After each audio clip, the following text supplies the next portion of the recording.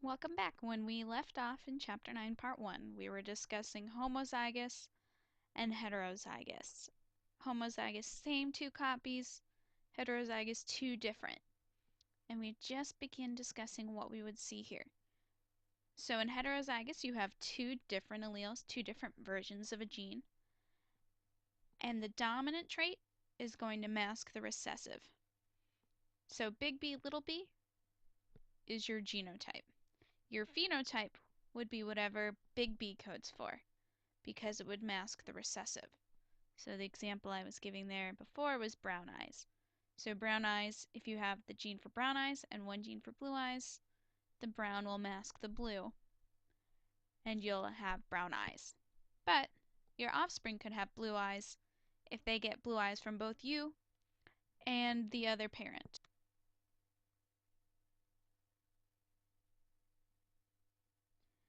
Okay, here we have more information on heterozygous versus homozygous. And this should be homozygous. Up top there should be a bullet here. So when you have the same two copies, you're homozygous. Two different, heterozygous. And what's neat is sometimes you don't have this recessive and dominant, where one masks the other. Instead, you can have what's called incomplete dominance, where when you have a red and a white together, you get a pink flower.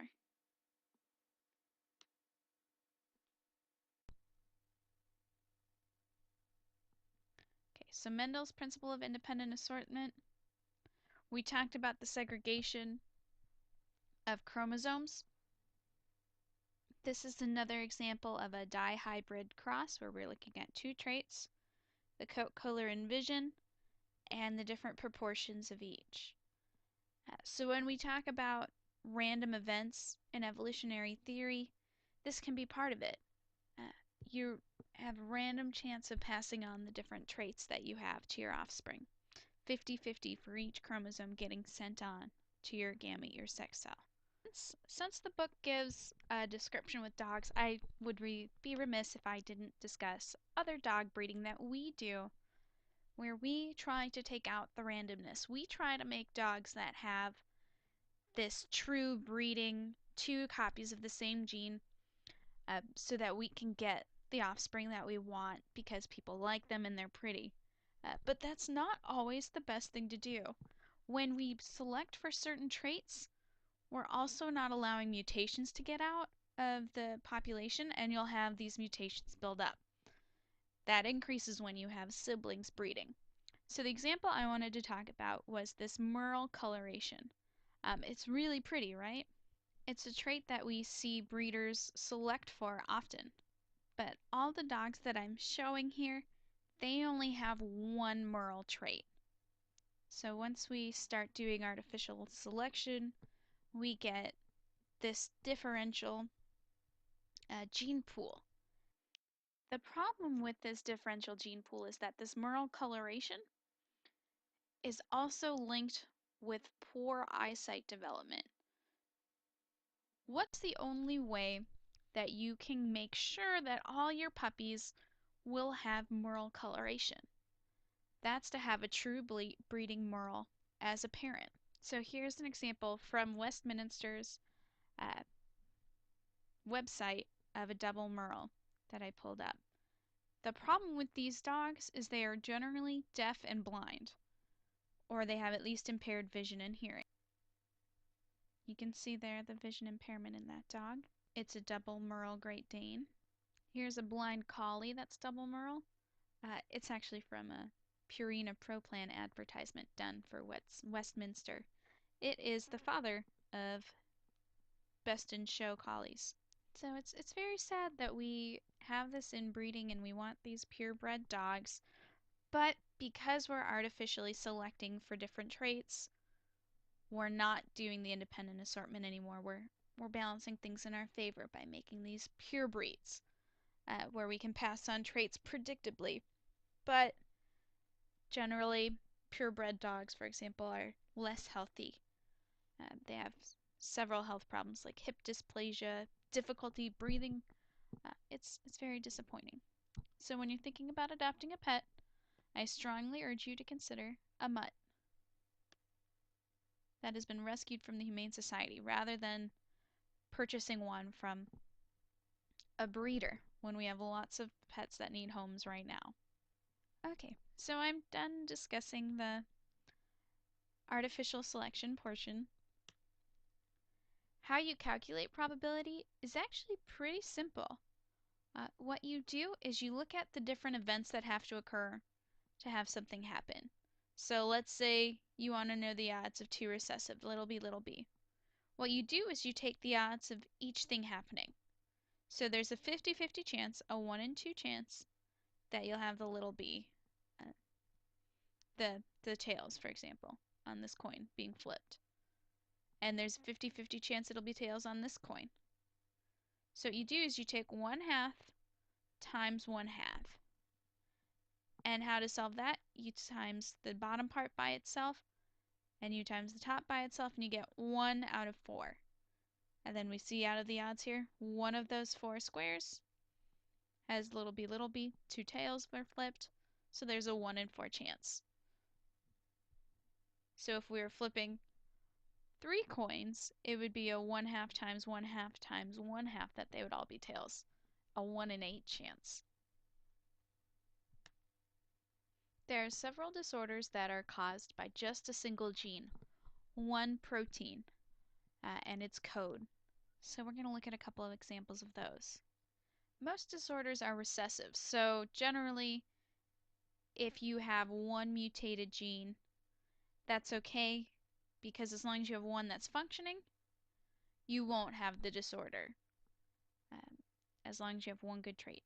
So for an example there, we'll look at cystic fibrosis. So cystic fibrosis occurs because of a mutation in chloride channels. So if you have 2 mutated ones, you can't pump chlorine out, and you can't have water follow. So we're restricting the amount of osmosis that can occur. So instead of normal airways where you've got this thin mucus with water in there because you've been pumping chloride out, instead you get a really thick mucus.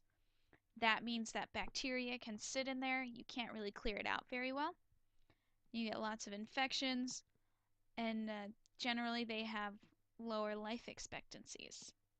But you only have cystic fibrosis if you have 2 traits for improper chlorine channels. As long as you have one good, then you're able to get enough water into there, your mucus is thin enough that you don't have cystic fibrosis. But if you have one copy, you're called a carrier. And that means that you can send that on to your children. So if your mate doesn't have any bad copies, then you know all your children will be healthy, but they have a 50-50 chance of being a carrier.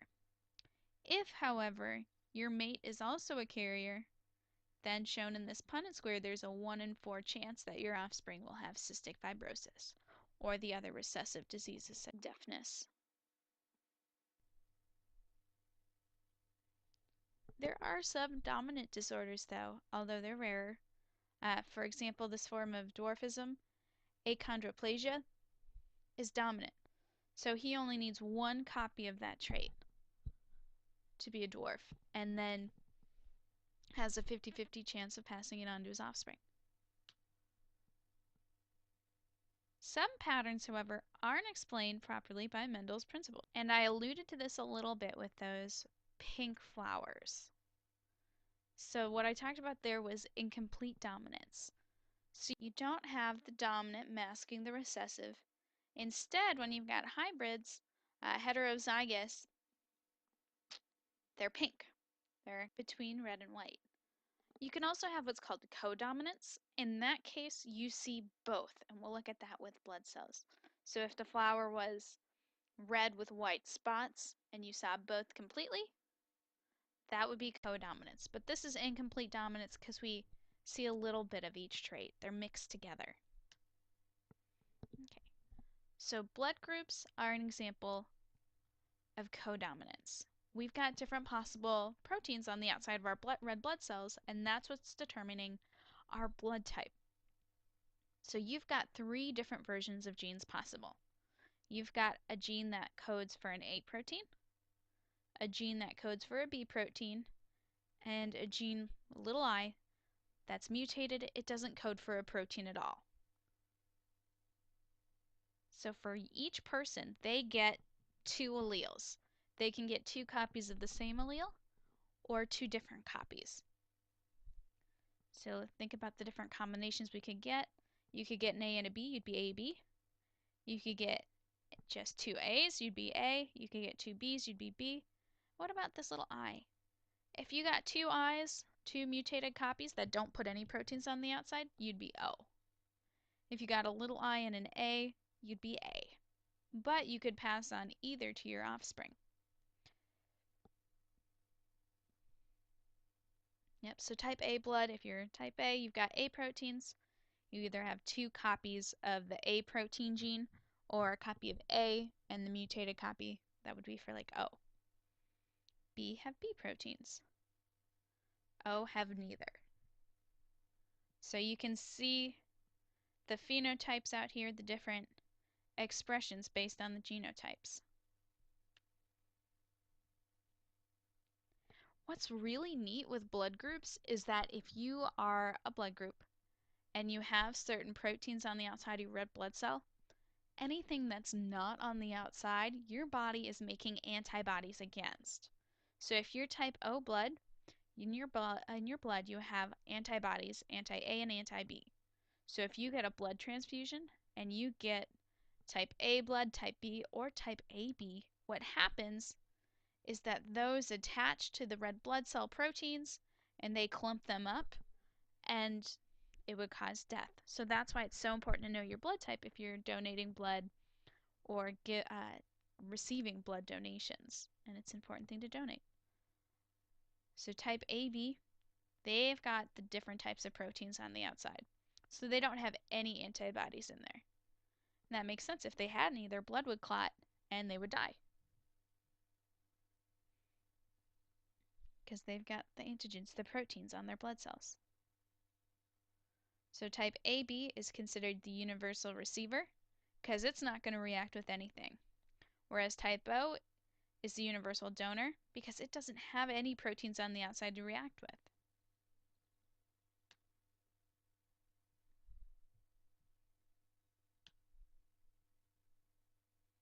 Yeah. So we've got multiple alleles, multiple options for genes. So this shows the genotypes. II, the two mutated, will give you O, gives you the two options for A, B, and the option for AB. So this shows what happens if you're type O and you add A blood. The antibodies, anti-A in there, clump it. The antibodies for B clump that, and both clump for AB. Whereas A, you can receive blood from O or A. Because you have anti-B, you can only not receive from blood that has B proteins in there like B and AB. Whereas AB is the universal receiver because it doesn't clot with anything. It's not making any antibodies.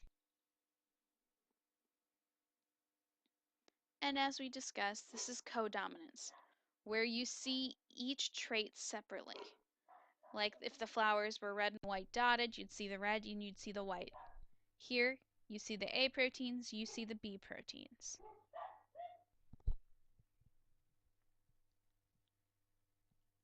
We also already talked about sickle cell anemia, and that's where when you have that single amino acid wrong in your primary protein structure, you have this oddly shaped hemoglobin that causes oddly shaped red blood cells that affects the ability to carry oxygen. It blocks blood flow to different areas. And so that single gene causing more than one problem is called pleiotrophy. That's affecting more than one characteristic. Another example would be PKU, phenylketonuria. So there are mutations on an enzyme's coding that the enzyme is supposed to help with phenylalanine, the amino acid, and convert it, and it doesn't. So that has multiple effects. It causes skin and hair pigmentation, and as well as mental retardation. They have to have a specialized diet. They can't have too much protein or aspartame, and it's recessive, so two bad copies shows the disease.